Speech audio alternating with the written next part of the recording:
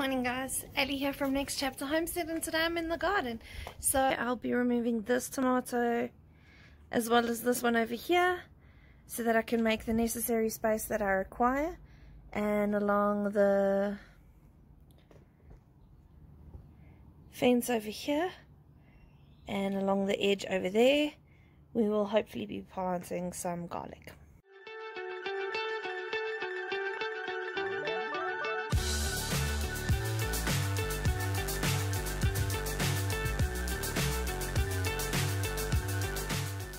Next, I'm going to take some of these parsley plants and two of these basils and plant them over there into that container, and one of the basil plants in this. Actually, I might put two of the basils here and only one in this container.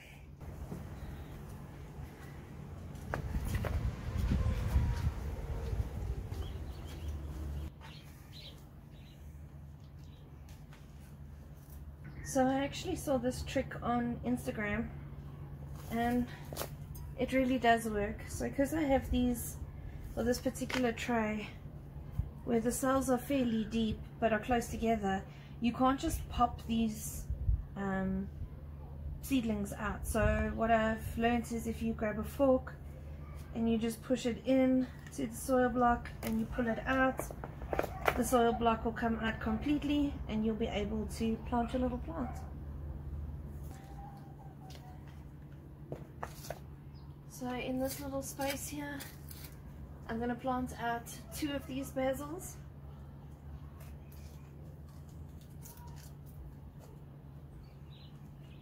I'm going to try and separate them slightly.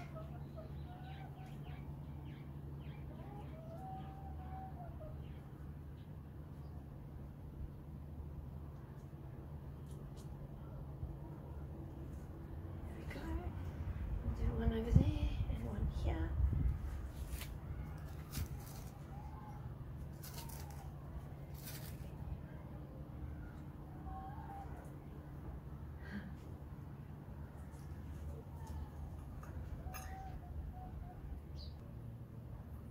While I'm down here, I'm just going to remove this bean plant. It's a little bit spent and it's not necessary that it stays.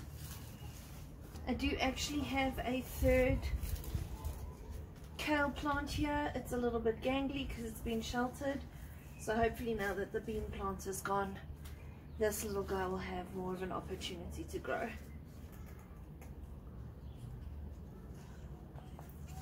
And then this little harvest of spinach I'm going to give to the chickens because I think they deserve a treat too. I've got our spring onions, a pansy,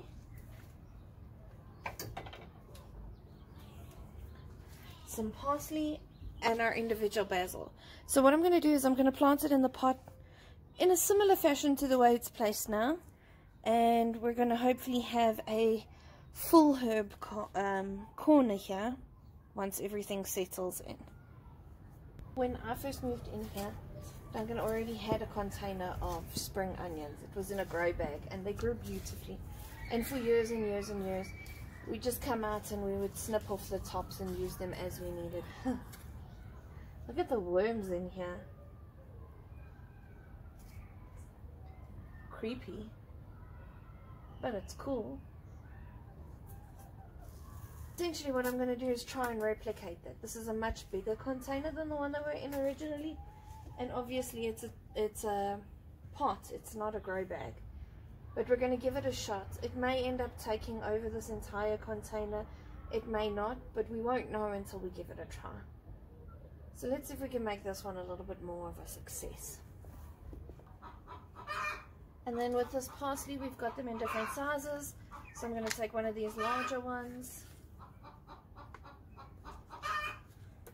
and one of the slightly flatter versions. And we're going to plant them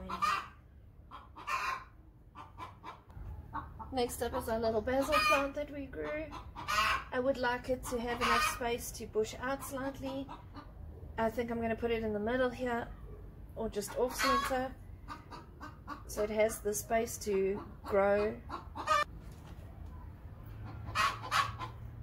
And lastly, I have this little second dying pansy, and it needs a little bit of love, So I'm just going to pop it in this container.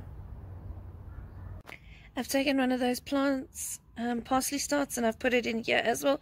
We had a bit of a gap anyway. So here we've got thyme, our impatient that is loving where it lives, this beautiful lavender bush, and our newly planted planter. So we've got the 2 parsleys, some spring onions, a pansy and a basil, and then on this side we've got our oregano, some more thyme, and some sage. Hey guys, so we've just finished up with the herb planter, and I was moving on to my next task. Earlier we pulled out the 2 tomato plants, and now I have a little bit more space that I can plant in. What I am trying to do this year is rotate my planting so that I have a continual growth throughout the entire year, because Duncan and I do predominantly eat the vegetables out of our garden. We buy things that we can't generate in bulk, things like potatoes and onions, and out of season we do even buy tomatoes, because I can't actually imagine a world where there are no tomatoes. But we're constantly growing and rotating through the different crops, and we're headed into the season for garlic. So today I'm actually going to plant out our 3 varieties of garlic. We bought some garlic cloves, or seed garlic at least, from Heckers, which is a local nursery here. As far as I'm aware, they sell garlic as well as living seeds, but I'm not aware of very many nurseries that offer garlic. I could be wrong. If you know of places that do, you can always drop them down in the comments. I'm sure everybody would benefit from that, and we can maybe broaden our horizons. So we are not completely new to garlic. We have tried it for 2 years in a row, and every year we have learned a lesson, but we haven't really ever gotten a decent harvest of garlic. So this year I'd like to give it my all, and I'm hedging my bets as far as I possibly can, and I'm giving garlic a shot.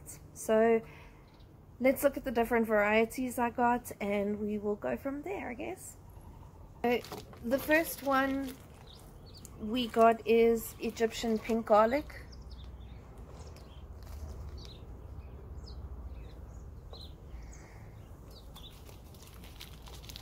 The Egyptian pink is a soft neck variety. It is very pungent in flavor. It does, however, have a small to medium sized clove, so we're not going to get the biggest cloves out of this, but we know that they pack a lot of flavor, so we're going to give it a shot anyway. Then we bought a second variety. This is new to us. We've never grown it before. White elephant toes. They also seem to have a medium-sized bulb. I honestly couldn't find too much about this particular variety online, so this one is a complete wild card learning experience for us. And then lastly we bought some elephant garlic. Again, not a new variety to us, but we haven't had any success with this. Last year when we planted them too late in the season, and they didn't actually go through the necessary growth. So we're going to try it again this year, and we're going to designate them the area directly in front of the chicken run. So in the line garden, right up against the fence, I had originally been planning on growing some broad beans and some peas there, but I've decided that because that space is available, I could plant out all my garlic in that area, so I'll know where it is, and I'll know that I can leave it alone, because it does take such a long time to grow. So it's a bit of a set and forget plant, and as it creates its own foliage, it will fill the space, so it'll be visually appealing. It just won't necessarily be as wild as we were expecting, which means that the garden is going to go through a little bit more of a shuffle. But that's the fun of gardening. It's like a puzzle. You find where your pieces fit, and you hope that at the end the picture's a good one. What I've done so far is I have lay out the garlic. So up until this point over here, this is all our elephant garlic, bar 2 cloves. I'm going to keep those for containers. Then along here we have our Egyptian pink all the way to this very end portion.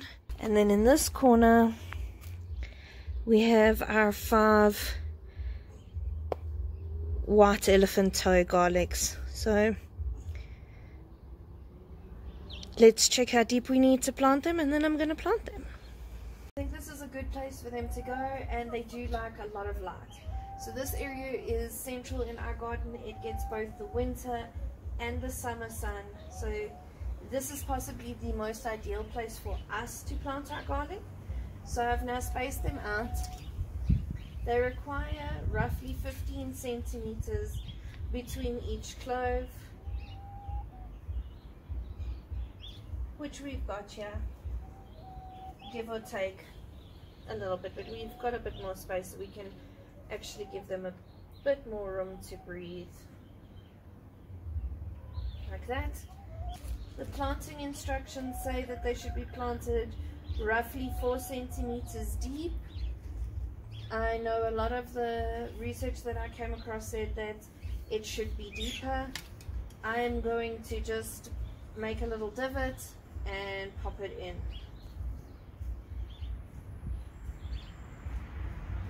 Also, when you're planting garlic, the pointy part comes up and the flat base at the bottom goes down. This is where your roots will come from.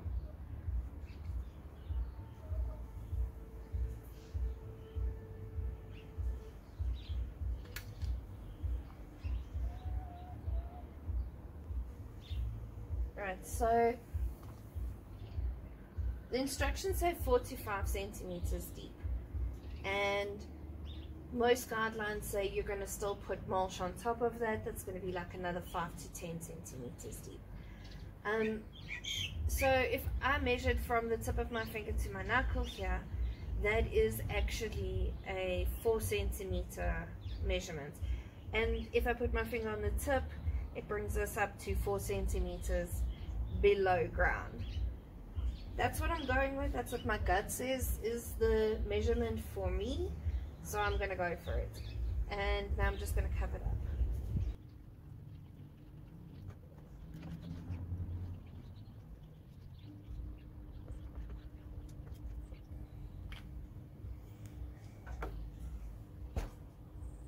Let's go label our garden.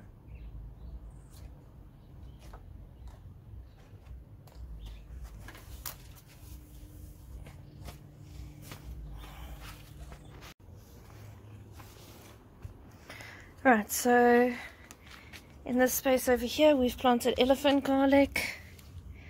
So let's just put that tab in here.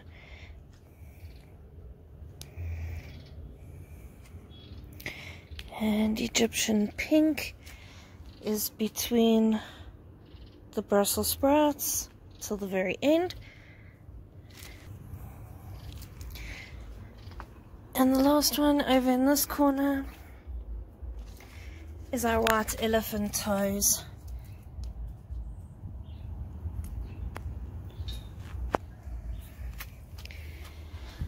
Alright, so all the garlic is planted. We will come through and put a layer of mulch over the top.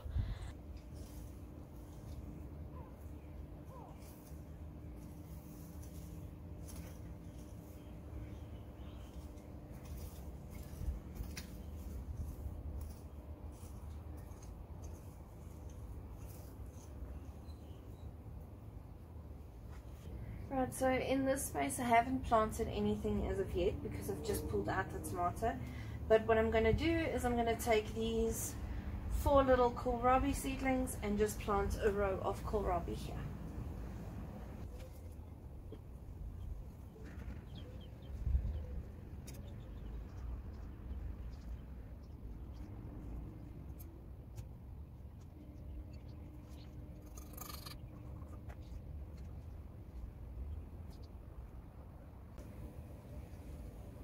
While I'm down here, I'm just going to harvest some jalapenos.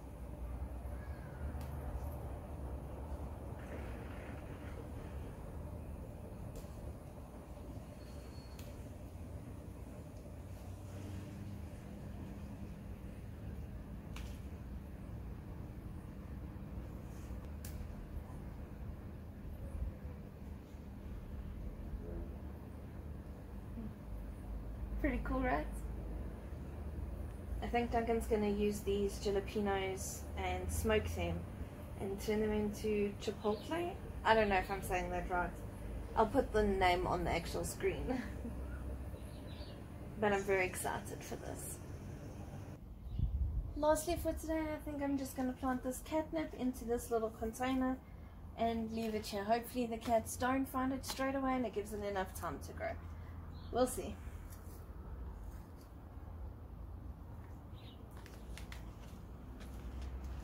Hey guys, so that's it from me. Thanks for hanging out with me today in the garden. We got quite a bit done, and hopefully I'll see you next week. If you haven't already, please like and subscribe. We'd really like to make you part of our community. Thanks guys. Bye.